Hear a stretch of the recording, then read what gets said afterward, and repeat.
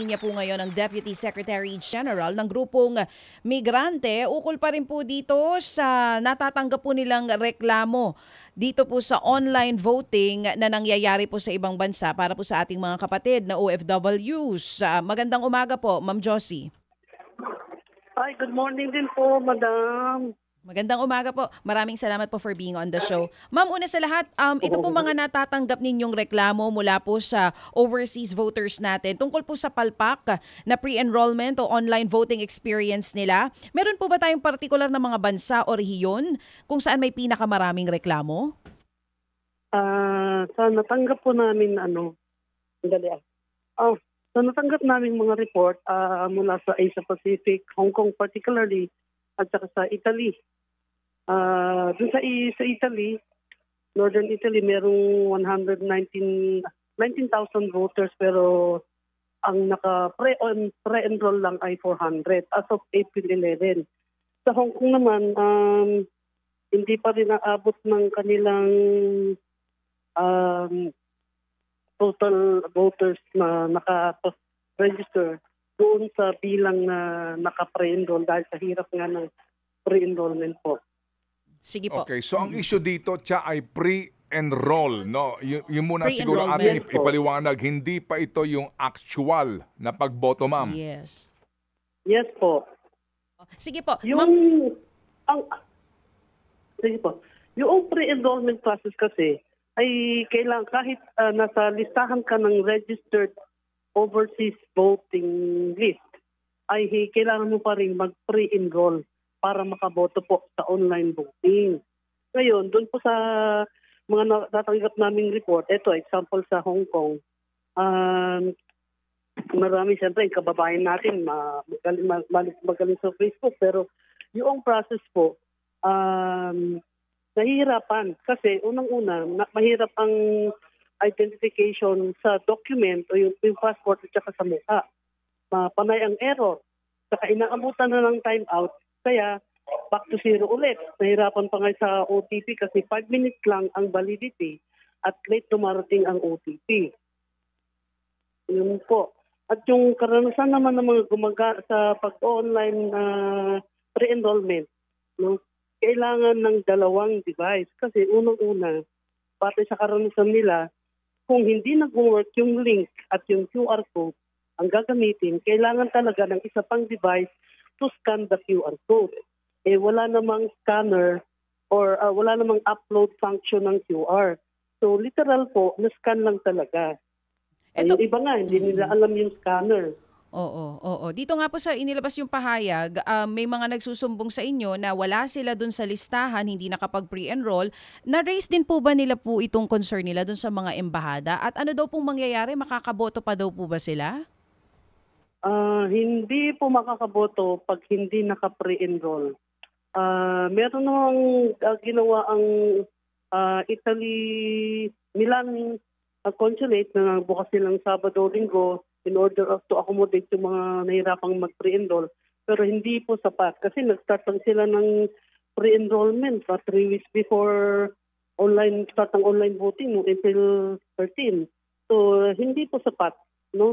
Yung nagsimula yung pre-enrollment noong March 22. Opo. Sana ginawa yung at least sinabay na lang sa registration.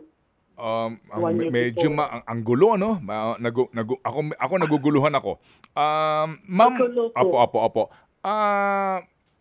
Di ho ba, ma'am, ngayon ongoing na ang pagboto, di ba? Pwede na bumoto, right? Yes po. Okay. Yes po. Kapag ikaw ay pre-enrolled, meaning, kumbaga, nakapagparehistro ka and then meron ka ng kaukulang, kumbaga, yung kaninyo, yung QR code mo, no? Na makakaboto ka. Pero hindi ito personal kung hindi online, di ba?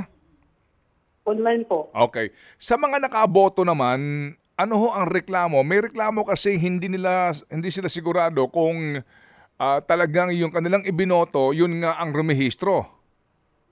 Hindi po. Kasi wala talagang resibo. Ang makikita mo lang ay ma-review mo yung QR code na ikaw ay nakakast ng vote. Pero hindi yung verification na kung ano yung ibinoto mo. Oo nga, kasi dati-rati po kasi ikaw kahit na absentee voter ka bilang OFW, pupunta ka pa rin doon sa konsulada. Doon ka boboto. Mano-mano. Yes po. Yes po. Yes. Okay, pag boto mo doon, makikita mo rin kung tama yung binoto mo, 'di ba? Kasi nga may resibo, Yes hindi po. mo maiuwi 'yon, pero merong patunay na rumehistro ang boto mo, no?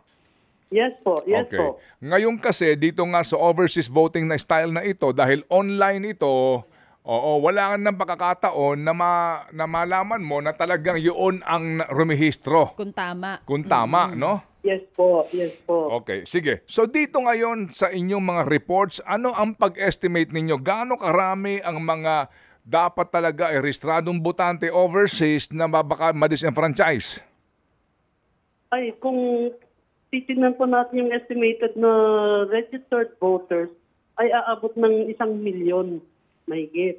Ngayon, tulad na nung sabi namin sa Italy na lang, na 119,000 voters, 400 pa lang ang naka-pre-enroll as of April 11. Oo. Ang inyo bang grupong migrante nakipag-ugnayan na direktamente sa COMELEC sa isyong ito dito sa Central? Kasi ang grupo nyo ay maaari nang di ba, maging kumatawan dito sa mga migranteng ito. Yes po. Mm. Ngayon po, nasa COMELEC office na po kami ngayon. Nagpatawag ang COMELEC ng meeting para dyan sa online voting. Ngayong oras po, 10 o'clock. Ay, salamat naman kung ganon. So, sa ngayon, ano ang hawak niyong datos? So far, ilan ng complaints ang natanggap ninyo officially sa grupong migrante pa lamang? Europe, Asia Pacific, particularly sa Hong Kong at Middle East po. Ito yung mga lugar na vote rich, kumbaga.